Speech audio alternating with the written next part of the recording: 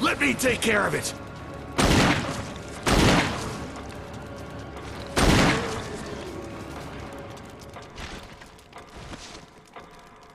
What the hell is this thing?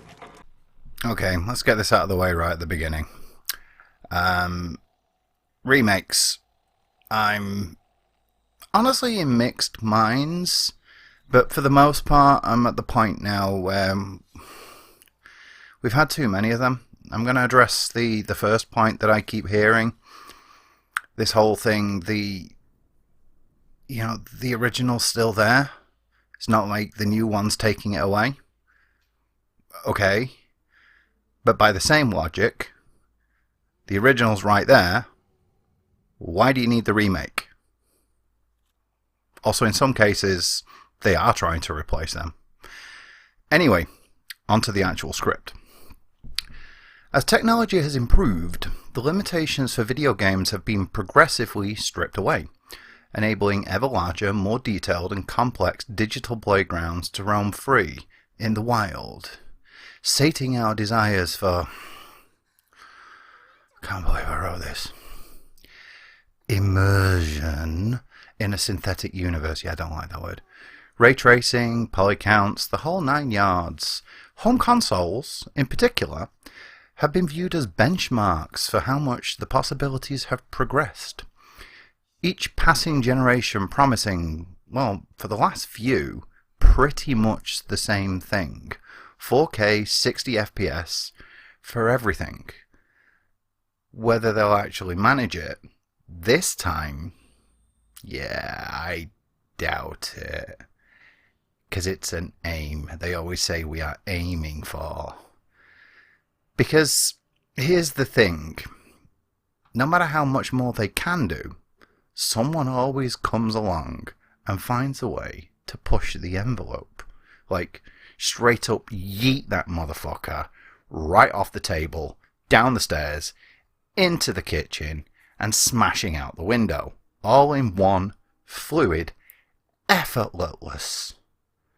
The hell was that word? Effortless gesture. Boy, that escalated quickly. I don't know if it's a large cohort or even if it's a genuine position, but in my experience at least, there seem to be a notable percentage of people who think, with each technical milestone, that the new normal is complete freedom. There's just so much raw power now that you can now make a game that will offer scale limited only by time and developers' capacity to think of an idea. And budgets, of course. But who cares about money, am I right? What, you want supporting evidence? Well, you came to the wrong place. But stop me if you've heard this one. The eponymous fog in Silent Hill was an artistic decision made purely because of the memory limitations of the good old PS1. It's the PSX, actually. The PS1 was the remake later. The smaller version. It's a well-known fact that Team Silent wanted to have an unlimited draw distance, so you could see anything and everything you could ever want. But they worked around what they had and made the genius decision to turn that limitation into one of the most fundamental tone-setting aspects of the franchise. And yes, it was fog and snow, not ash. The idea of it being ash was introduced by Christoph Gans with his first film, but that's a whole other story. Now, honestly, I don't actually know or care if they genuinely did originally plan to have the world be more distantly viewable. The point is, that kind of thing did happen. Like the door and stair animations in the earlier Resident Evil games, disguised loading screens. They worked with what they had and had enough talent to turn it into a strength, or at the very least, a thematically apropos stylistic choice. And yeah, that happened, of course it did. And here's the real kicker. It still does. Despite what we may like to think, there are still finite resources available. Have you ever wondered why so many games seem to have those tight squeeze-through sections at the moment? They're still happening, right? most notably in larger open world games. It's not just a stylistic choice, it's not just a current thing motif that everyone arbitrarily decided to adopt overnight. Disguised loading screens have been a thing for quite some time. In fact, you remember how a lot of games started using pre-rendered story segments, cutscenes, as the primary method for telling a game's story? You guessed it, disguised loading screens. Well, they were used as that as well. That's why they've dropped off in more recent years, though. It's just not as necessary. I mean, even when we have them, cutscenes, cinematics, whatever, more and more games play them out entirely in-game. Just look up that video of Trevor being repeatedly punched in the face while talking to Franklin. It's bloody funny. Moving on. So when people argue that old game deserves a remake because now the devs can do everything they wanted to originally, well, yeah, sure, there's truth in that. That is precisely what led to Remake back on the GameCube, as in our remake, Resident Evil Remake, the original. But I want you to think about it for a moment. What sets that one apart from the other remakes? 2, 3, and I don't know about 4 because I haven't played it. Those are over-the-shoulder action games that have fundamentally changed from what came before. But that first one, it still did things in the same way. It was a lot closer to the original. It still had the fixed camera angles, the tank controls, the same story, just expanded. It's closer to the differences between LA Takedown and Heat.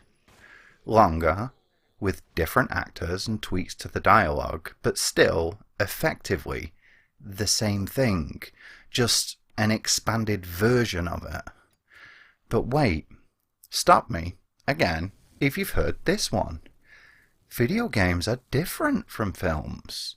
Barring the progress of special effects resources, a film remake still falls within the same wheelhouse. It's still a film. But games are constrained entirely by the technical capabilities of the hardware available. Older games benefit far more from new rendering techniques. They even need the opportunity to evolve into their final form, because we owe it to them to not let them be forever shackled by the outdated, inferior children's toy of yesteryear. Yeah, hyperbole and pithy exaggeration for poetic effect. I don't deny that. Why would I? I can even understand the argument. If not agree with them, at least see the point. Accept the justification for what it actually is. I don't know if you're aware of this, but I actually rather like video games. I know that's an esoteric deep cut of advanced lore you never could have unearthed on your own. So, I get it. I want games to be given the wings to cut loose and sail among the stars with Auguste Gusteau and wild abandon. Bigger and better than ever, manufactured by fucking Wayland Yutani in the 2100s, building better worlds at every turn. I understood that reference. So, I'd like to go off on one of my most lateral tangents, so bear with me on this one. I love Arroz Caldo.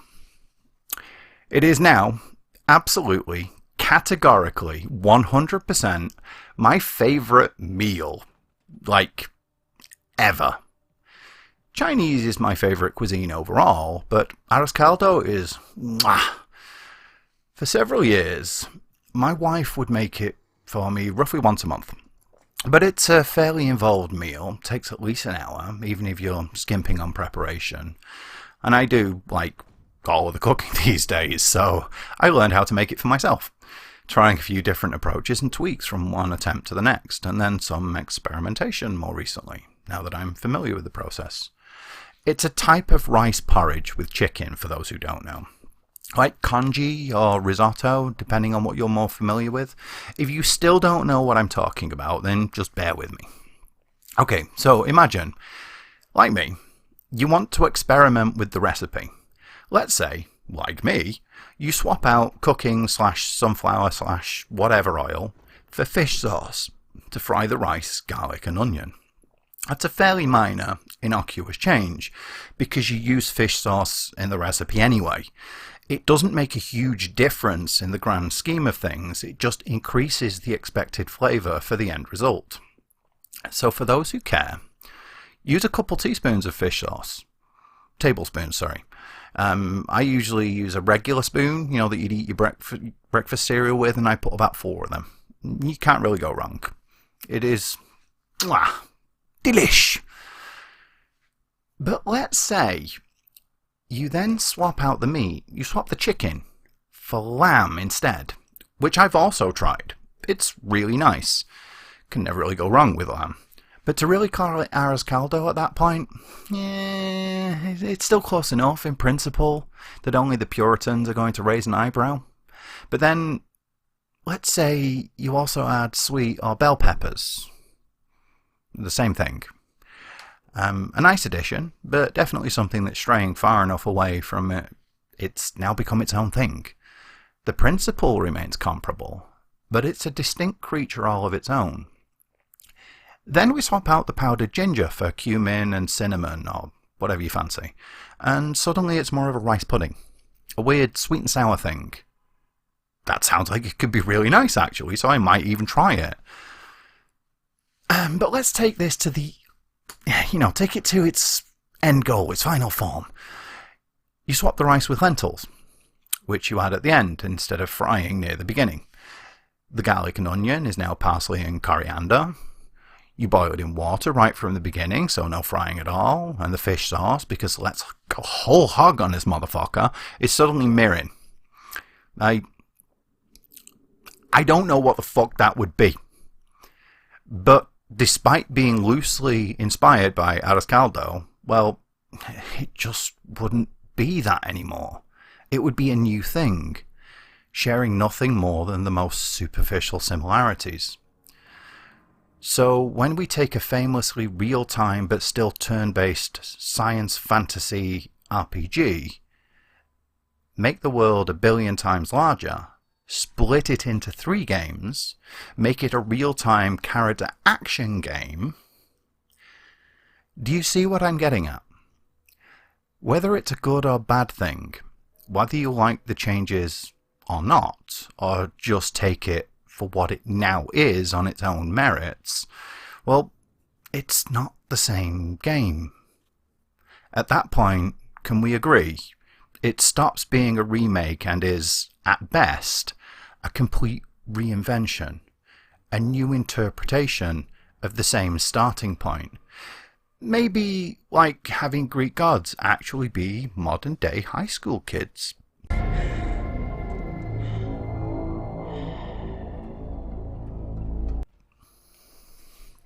I first played Shenmue more than a quarter century ago.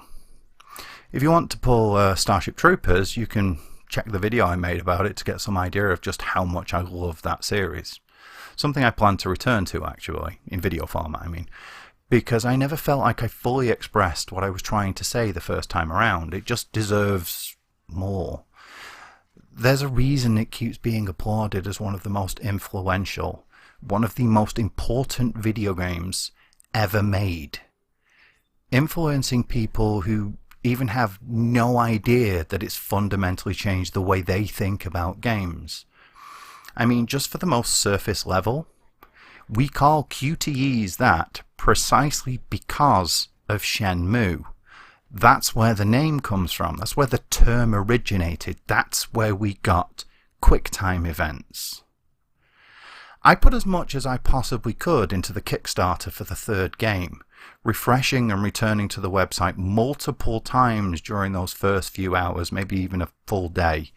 There was so much traffic, the server crashed. The Kickstarter server crashed, for those who don't know. It was down completely. It was unreachable. Well, it was overloaded with traffic at least. I don't know if Kickstarter's server actually went offline, but it was unreachable.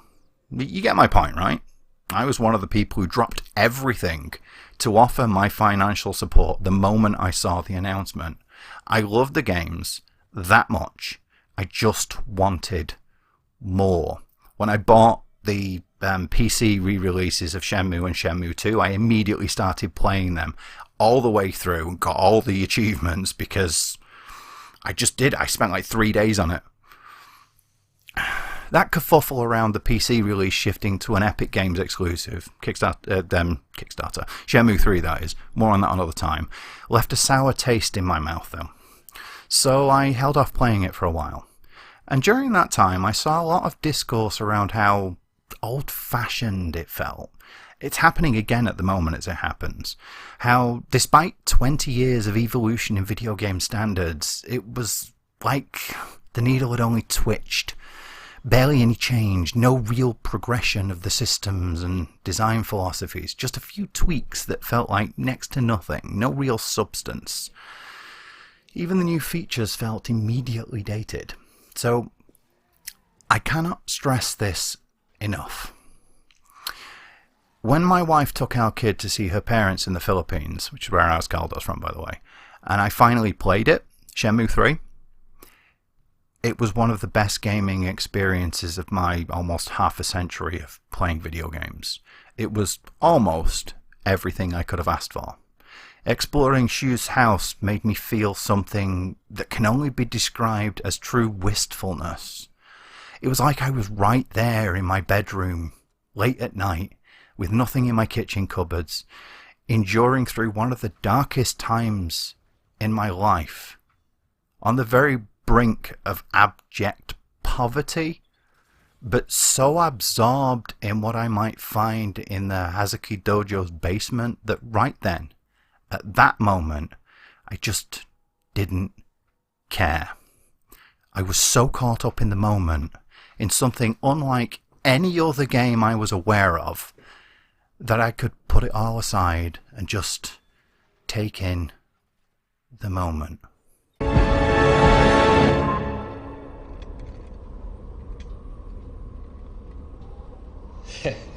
This is awkward.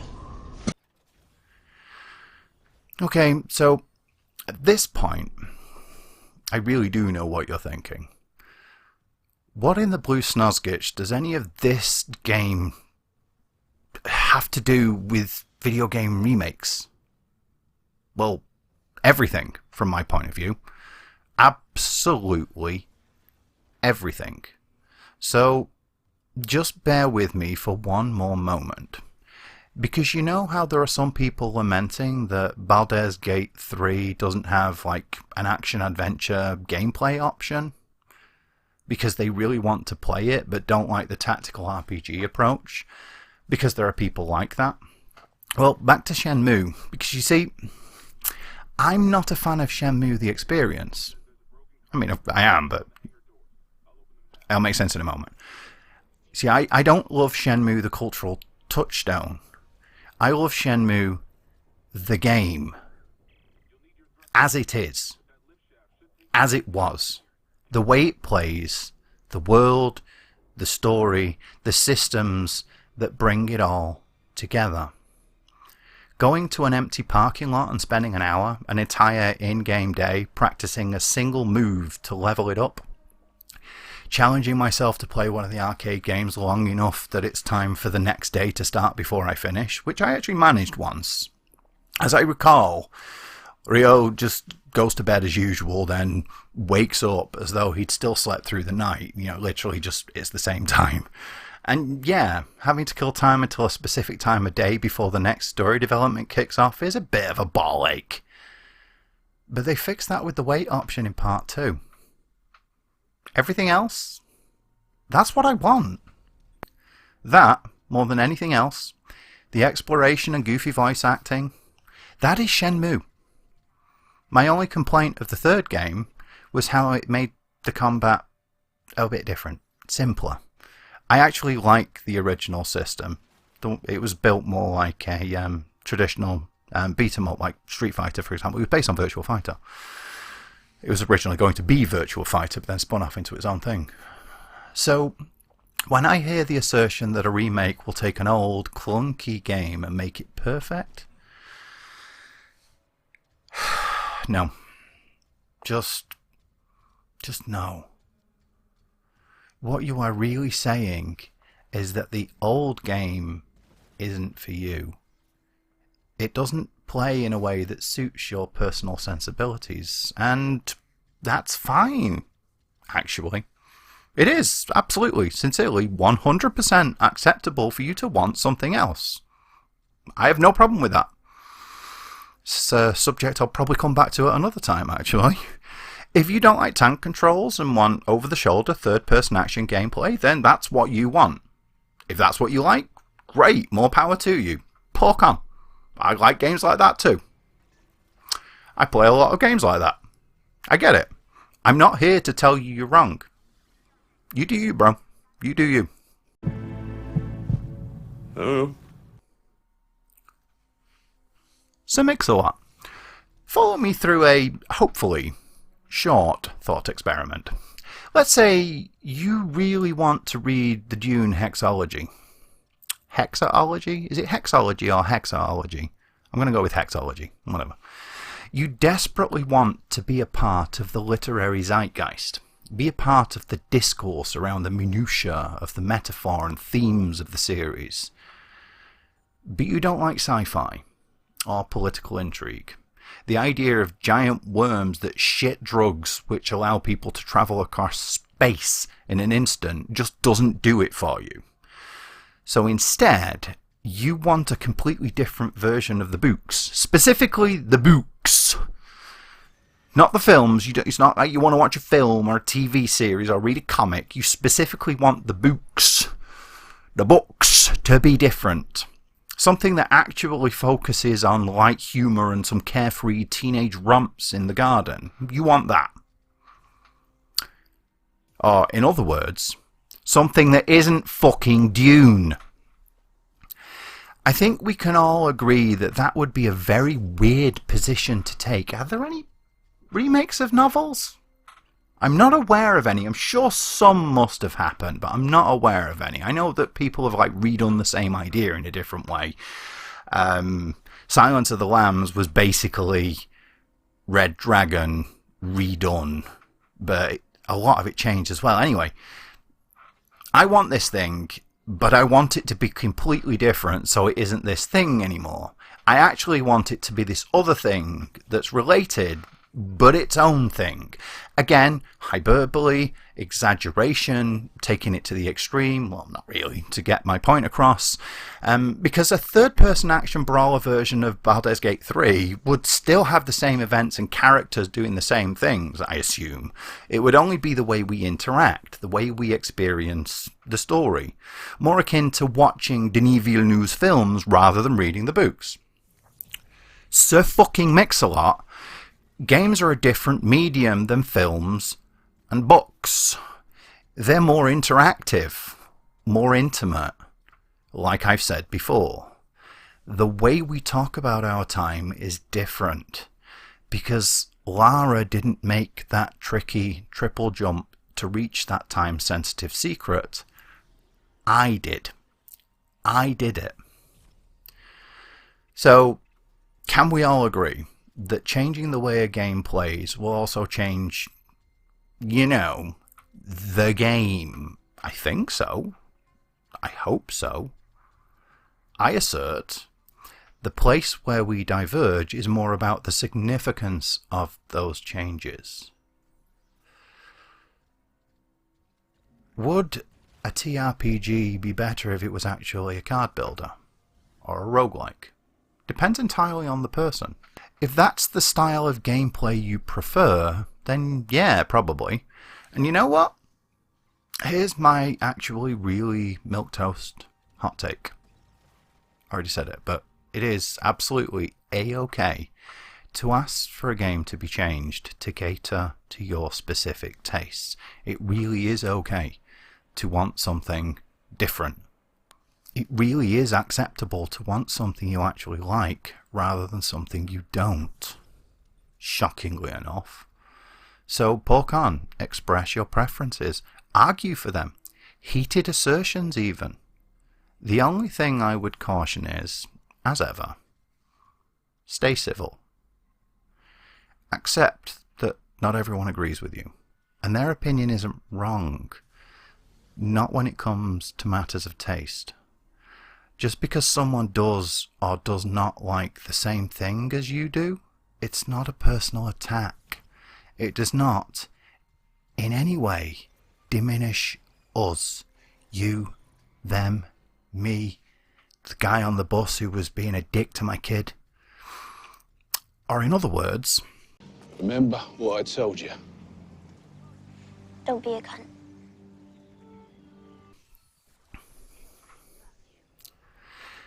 The direction I intended to take this script has changed repeatedly since I first conceived of it. Even now that I'm reading it out, I've added that little bit at the beginning. First, it was just going to be a general musing about remakes as a concept. Then the Onimusha 2 remaster was released, and I started to shift towards making it a more broad musing on both ideas, remakes and remasters. Then, because Steam, I got the Dead Space remake for like £6 and was intending to use that as a sort of case study.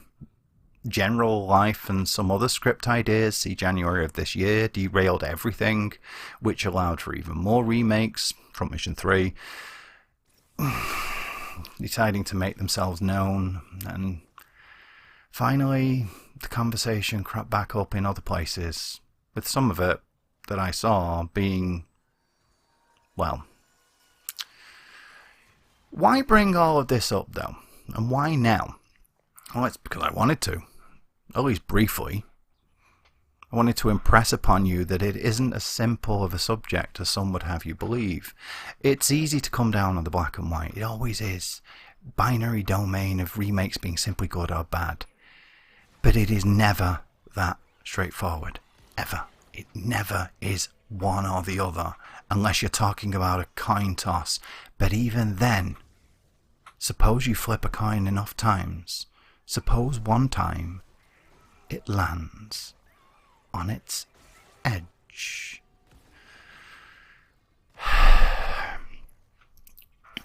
Well, there are at least a few things I'm confident to make such definitive sweeping judgments about, but none of them are things I have any desire to explore right now, so it's never that simple. Even in the instances where a remake is, as objectively as possible, completely unnecessary, like with Dead Space I'd argue, there are still mitigating circumstances to muddy the waters, or clear them up, if you prefer. The Dead Space franchise has fallen off, quite dramatically. There was, and remains, a strong demand for more. However vanishing that fan base may be, there is still a niche there, waiting to be filled. Technology has also progressed. And not to put too fine a point on it, but the remake looks leaps and bounds beyond the original, as good as that still looks. As good as it looks, the rise of the ray tracer gave developers a new toy to play with. Never mind gameplay refinements, like the thingy-bob module.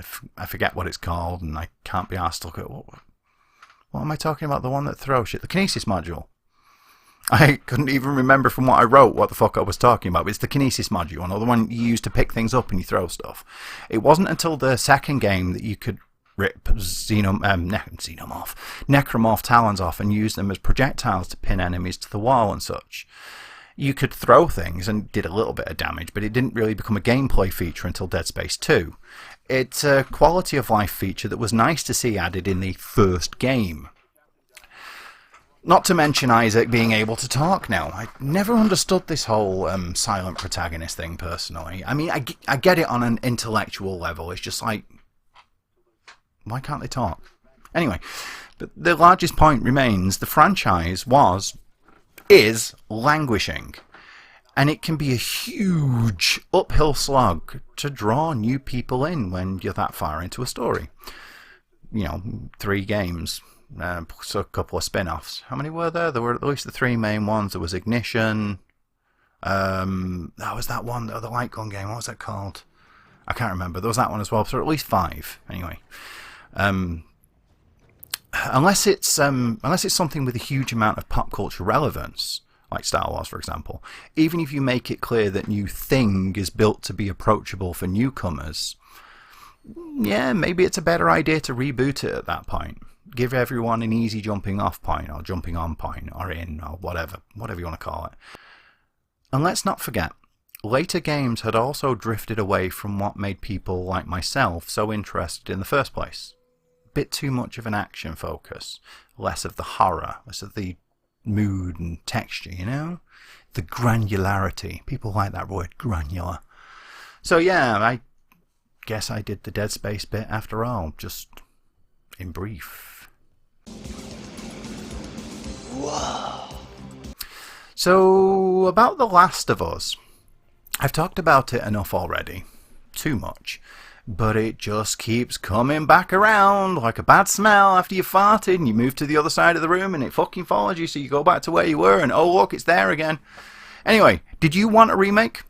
And a remaster of the remake? No? Then why are you buying remasters and remakes? Ooh, them's fighting words. Just because I like Thing doesn't mean I like other thing. What the hell are you talking about? Well, sit down, shut your fucking mouth, and get your dick out of your own eye hole. Because yes, you fucking do. Because yeah, I'm not squeaky clean smelling of roses here. Because I fucking bought it too. I already said I bought a few remasters and remakes. Remakesters, if you like. And there are several more that I haven't mentioned. So you, me, us, we are all a part of the problem. No, stop it. Listen. Actually listen. Stop the knee-jerk resistance and think it through. The chances of life forming on this little lump of carbonaceous ore we call home are so ludicrously, definitionally astronomical that it happening again, well, that's just crazy talk. The same stupidly unlikely event happening twice is just gaga goo goo, right? No, that's not how probability works. That's not how maths works. It's how statistics, raw numbers, how they work. Yeah, that's how they work. However, in the analog world, in the realm of actual existence, an unlikely event does not preclude its repetition. It actually sets a precedent. Not only demonstrating that a thing can happen, but that it has happened. And if it's happened once, then it can happen again. And when it does happen again, as things often do, well, at that point, maybe it's time for us to reconsider and challenge our assumptions. Perhaps that thing wasn't so rare after all. Maybe, just maybe, really crazy thought here, but maybe there are things we don't know. Maybe there are deeper truths that we just aren't aware of. Esoteric secrets that we are not privy to. So when we buy video game remakes, and remasters for that matter, we might be fully intending to only get that one thing. Do it that one time. And hey, I'm not Michael Knight. How much difference can I really make? Then multiply that by, let's say, 4 million. Remake made a fudge ton of money. I can't be asked with actual numbers, but it did gangbusters. I think it was like 5.2 million or something. So when more remakes started showing up, and people started buying them as well, it sends a message to the broader industry. Also, it wasn't the first.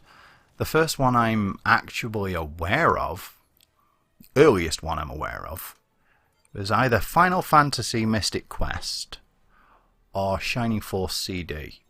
But anyway, when a remake makes a lot of money, it sends a message. It tells investors and CEOs and whatever the fuck, remakes make money.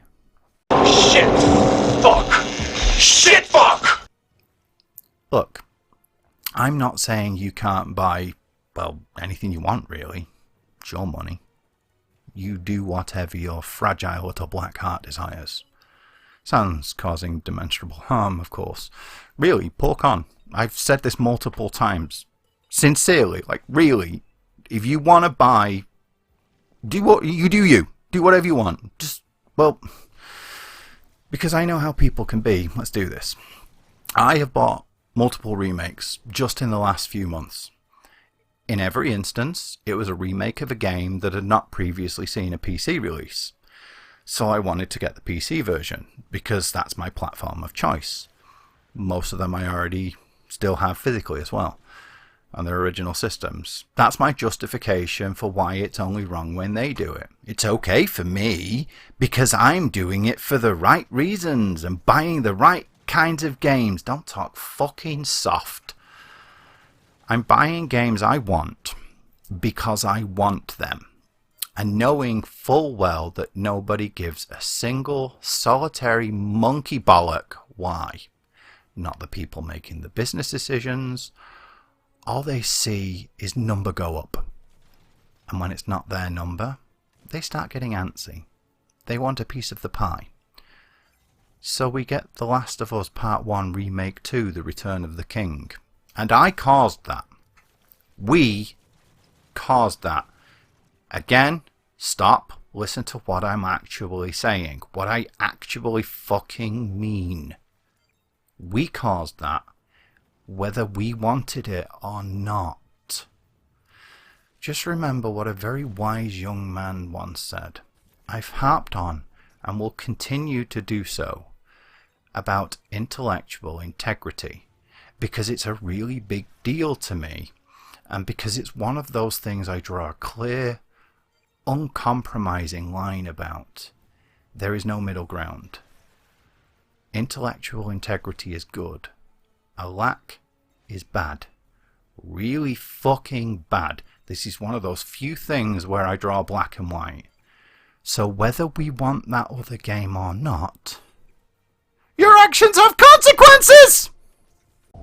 What is the matter with you people? If you have come here expecting me to fiercely argue your side, so that you'd have a powerful supporting argument to shove up someone's nose and immediately do the big win, first of all, why? Seriously, nobody knows who the hell I am. But more importantly, why? If your side is so obviously the correct position, you won't need any backup. But actually, why? No, enough of that. If you come here looking for that, you ain't ever going to find it, because that simply is not what I do. Intellectual integrity, remember. It behooves us to widen our buttholes just a tiny bit and let the poo-poo roll back in. I have no idea what I'm trying to say here. I do not remember writing this. It's been quite a while. Well, I do, but that last bit, I don't know. I mean, I remember writing the script. I just don't remember writing. There are several things in here that I don't remember writing. The point I'm actually getting at is that there is no one golden timeline correct way of looking at this. Remakes are neither a good nor a bad thing. They are just a thing. They can be good, they can be bad, they can be neutral. They can be both at the same time. If someone sees a way to make money, they are going to pursue it. There are compelling points on all sides of the coin. Hell, maybe it's still turning. I don't know. Foreshadowing. If you want a game, remake or otherwise, and you can afford it, of course, then buy it. If you don't, then don't. Because it's true. Your purchasing decisions as a single person really don't mean anything. None of us do as individuals. And let's be honest, other people, lots of other people are going to do the same. So hell, even if you don't want to be part of the problem, maybe you should just accept the fact that it doesn't really matter. Just be honest about it. That's the most important thing, if you ask me. Be self-aware. I actually bought The Last of Us on Steam, as I said, knowing full well what it would lead to. So, I don't know. In a way, maybe I really do want it. Though I don't have the second on Steam yet, so whatever. What's the problem with remakes then? That, dear viewer, is the wrong question. There's nothing right or wrong with them, as I already said. Absolutely nothing. There are positives and negatives to each remake on its own terms, as well as the concept. I'm generally against the concept, but I still buy some. And this is something I actually do want to spend some time laying out, because I think I have something of genuine value to add to the discussion, which is about Bleeding Time. We're more than 40 minutes in. Because most people won't have made it this far. So, hey, but that's my cross to bear. Thanks. I don't make things complicated. That's just the way things get all by themselves. Yeah. Get ready for this one. In 2001, the Taliban took umbrage with the depiction of the human face. This culminated in a number of statues being destroyed. Colossal works of art that were annihilated in seconds, after enduring for more than 1,000 years in some cases. And this is far from a unique event. It's not like I'm trying to point fingers at one specific group. It's just an example. Throughout recorded history, there have been multiple instances of similar acts of historic desecration. Those involved often evoke deeply held moral guidelines as justifications for their actions, expunging the decadence of former generations for the betterment of our modern, enlightened sensibilities. If you're unaware of this, just spend a few seconds looking into it. I don't think I should need to mention anything further. The information is all out there, readily available, and I genuinely do suggest, whenever I tell you to go look into it for yourself, that's not a deflection. I really think you should. There are a lot of fascinating things that you can learn, not just this, but in general. If I say go look it up, I'm genuinely hoping someone actually will, because learning is fantastic. Tearing down a statue of a slave owner might not seem like such a terrible thing. After all, why are we applauding the life of a person who viewed human beings as nothing more than cattle, even if they also donated millions to their local communities, founded schools to educate the underprivileged? I mean, most schools were set up by business owners to train new generations of factory workers to be exploited, in the UK at least, further lining their pockets. There was no altruism in their investment. Maybe. Surely, the prevailing wisdom will have you believe they should be expunged from the public record, never to be revered again. A compelling argument, one I can definitely get behind. It just feels like the right position to hold, the correct opinion. And I agree, the one does not preclude the other, even when the intention is noble. One good deed doth not a life of avarice erase. History, even the modern world, is replete with examples of children dying. In the UK, our infant mortality rate currently hovers somewhere around 0.8%. 0.8, less than 1%. And we consider that to be a crisis. 0.8% of infants die within the first 3 years. We consider that a national crisis. And rightly so. Yet there are people who have a stubbornly persistent idea that, well, you can always have another child. If one dies, MBD, just have another one. Because Naturally, life is replaceable. You can just do it over again. Or hell, something else anyone coming from a multi-child family can relate to. We may have gotten it wrong with that kid, but then we had another one, and we did it right this time. Never mind the damage done to little Timmy. Steve turned out great. Obviously we weren't bad parents, we just made mistakes. But we did the best we could. Sure. But it wasn't fucking good enough. The one does not preclude the other. Though pleasing some people.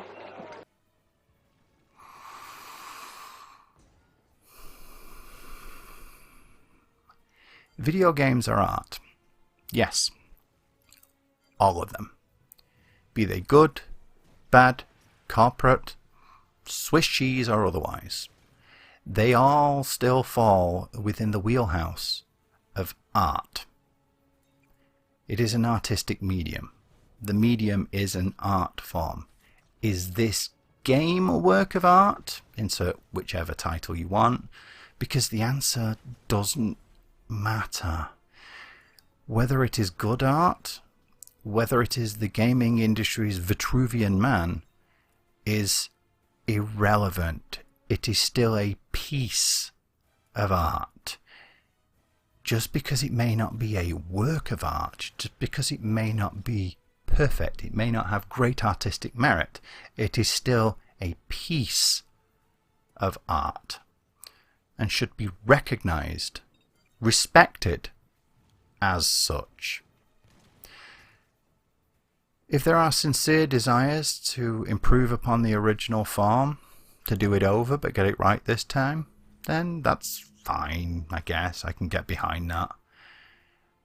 But at the same time, just like those statues or the children mentioned above, is it really too much to ask that we remember, that we preserve the earlier work? A quickly scrawled stick figure in a cave is no less valuable than the Mona Lisa. It is a part of our collective history, a moment in time. And some of those bad things, maybe we shouldn't get rid of them as a reminder of how bad things can be. Just gonna throw that out there. It's all well and good to claim that removing the shotguns from E.T. is the right thing to do, because pulling firearms on a child makes us feel uncomfortable. At least I hope so. But maybe we should be uncomfortable. Removing that from the film does not change the fact that it's something that could happen. It does happen. And it behooves us to remember just how far we've come. The steps we have taken towards building a better, more equitable society. Even if we're not there, acknowledge the progress. You can still push for more as well. The one does not preclude the other.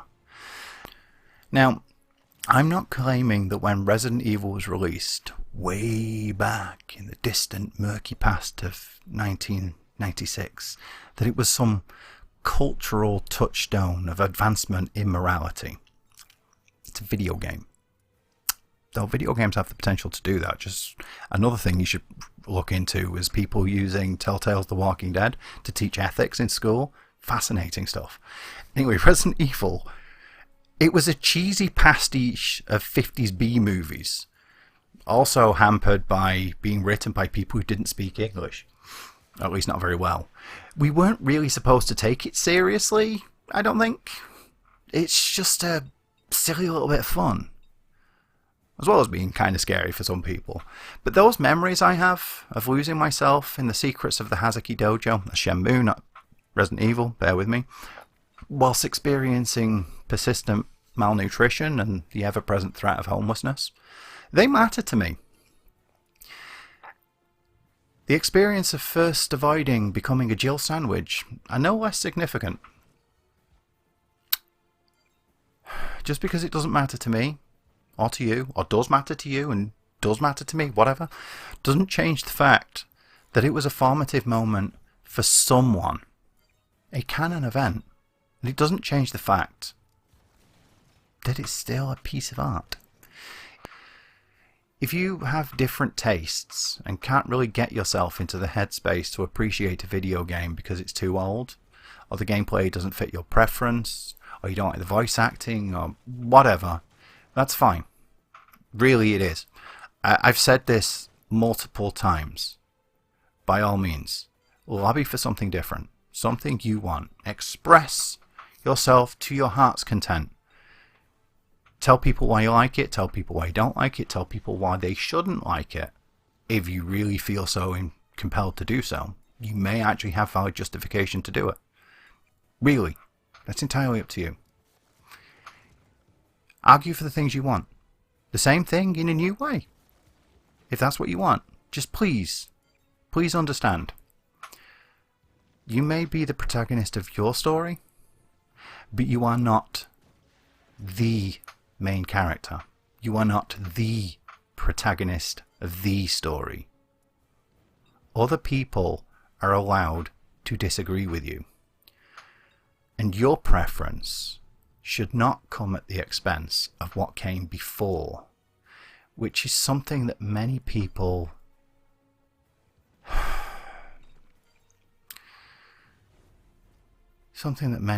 do not seem to understand.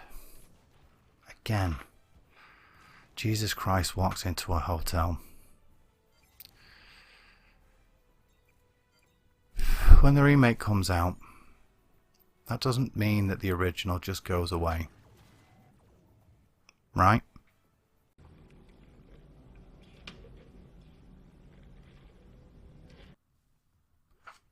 I have a challenge for you. Pause this video right now. Pause this video, go to Steam, or don't pause if you want, and look for Yakuza 3. It's still there at time of writing. The store page at time of writing is still live. And hey, would you look at that? There was even a buy option. You can still get it. I think it's still accurate, as long as you buy the bundle that includes every other fucking game. And this is something of an oddity. Try the same thing with Resident Evil 2. You can see how out of date this script is. It's not even listed. It is now. You have to go to GOG for that. Well, you don't anymore. But even if you do, there are other games where you can only get them on GOG, but at least that's an option. Showing that Capcom, yeah, there's a reason I keep mentioning them, are one of the more permissive companies when it comes to this kind of thing. This doesn't quite work as well as it originally was written, does it? Anyway, are video games really that important in the grand scheme of things? Oh, and speaking of Yakuza, actually, you can't buy, which one was it? Yakuza 0, you can only get the director's cut. Atelier Sophie, which I'm playing at the moment, you can only get the DX version. I'm not sure what's even in that. So, you know, sometimes, yeah, the remake does replace the original, at least in the eyes of the people who made it, or the people who own the IP. Anyway, are video games really that important in the grand scheme of things? Should we really care all that much if an old one is replaced by its modern contemporary? Well, I do. Whether you agree or not is fucking irrelevant. I don't give a shit if you think I'm wrong. I don't give a shit if you think I'm right. I care. Am I ever going to play the OG again? I don't know. Also irrelevant. The key point I'm driving at is that whether I do or not, whether anyone does, it is still a piece of art. A part of the history of human creation, however insignificant you may think that is, it is still a thing that people spent time on and should be, must be, recognized as such. Nothing is replaceable. Nothing is ever replaceable. Not truly. Because no matter how close a facsimile it is, even if you just get a new plate because your old one snapped, it is not the original. There's a line. A short moment in, of all things, Star Trek Bloody 5. Captain Kirk, shaking his chair on the bridge of the Enterprise, the new one, For those who don't know, spoilers for a 40-plus-year-old film, the ship is blown up in Star Trek 3. Yeah, Star Trek 3. A new one is commissioned and built with the same crew, the same captain, but I miss my old chair. It's just not the same thing. I mean, I have 2 kids. I haven't had a child twice. I have 2 different children. The younger one isn't a do-over. She's not a replacement for the first child. She's not a second chance. They are unique, beautiful human beings, and I love them dearly, more than anything else in the world. There is nothing more important than my kids. My experiences with both of them, though comparable at times, is not the same. So, too, is it true with a video game? Hell, I know this is going to fuck off some people, but I actually like Remake more than Nemesis. I know I'm a distinct minority there, but, well, that's my whole point. Both should, can, thankfully now do, and must exist. Because what I want is only what I want. It's only for me. I don't speak for anybody other than myself. It strikes me as incredibly self-absorbed to hold the position that my wants should ever supersede those of another, any other. So I go back to what I already said. I like the new game more than the original.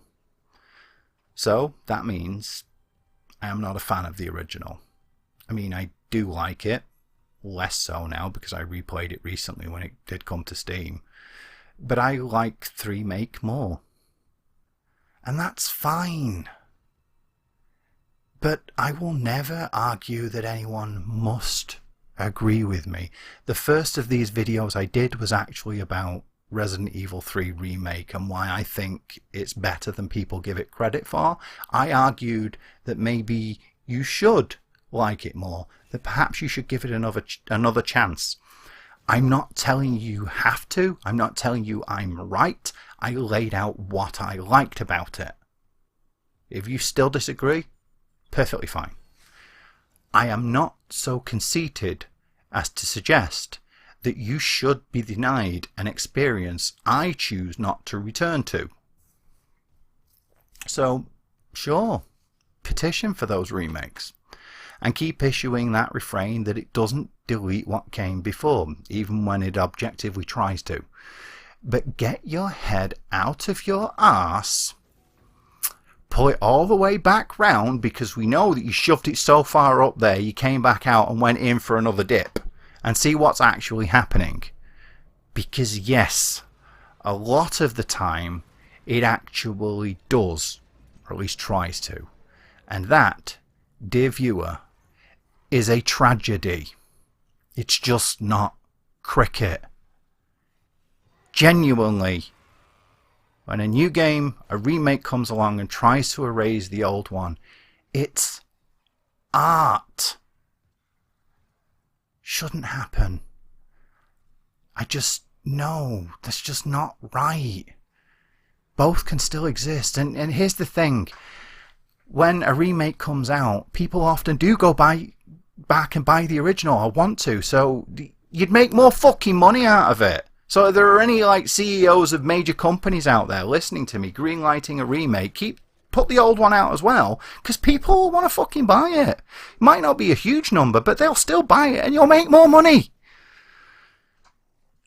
But more importantly than that, don't call yourself a fan of game if you're actually only interested in game remake. Because you're not, like factually, definitionally, you're not a fan of the original game if you're a fan of the remake. Unless you like both of them, because you know that can happen. Front Mission 3. I love the original on the PlayStation, and I love the remake. I like both of them. It's not a great example, but I can't. Don't fucking matter. Because you're not a fan of the original if you're a fan of the remake. Unless you are. But anyway. It's okay. Anyway, if you like the new one, that's fine. Seriously.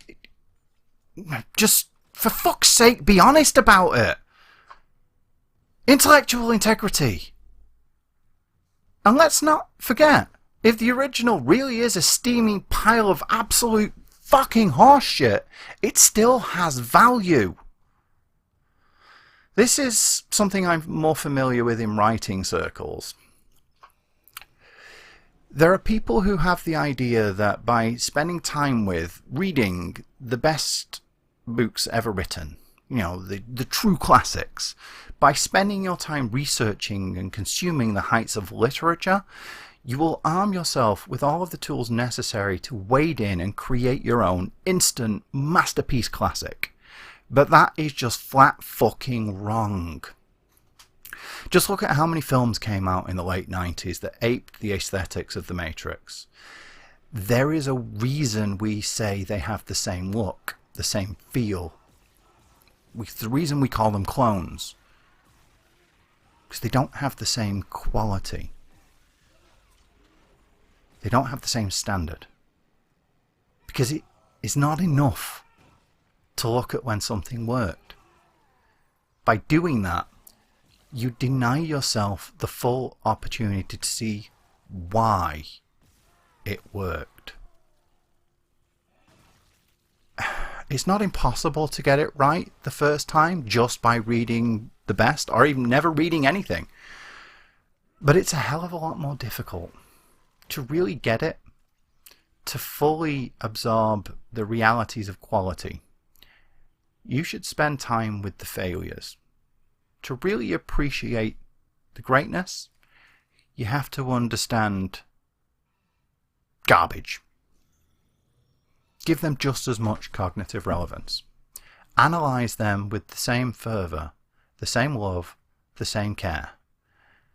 Because that way you can also figure out why it doesn't work. Video games are art and must be respected as such.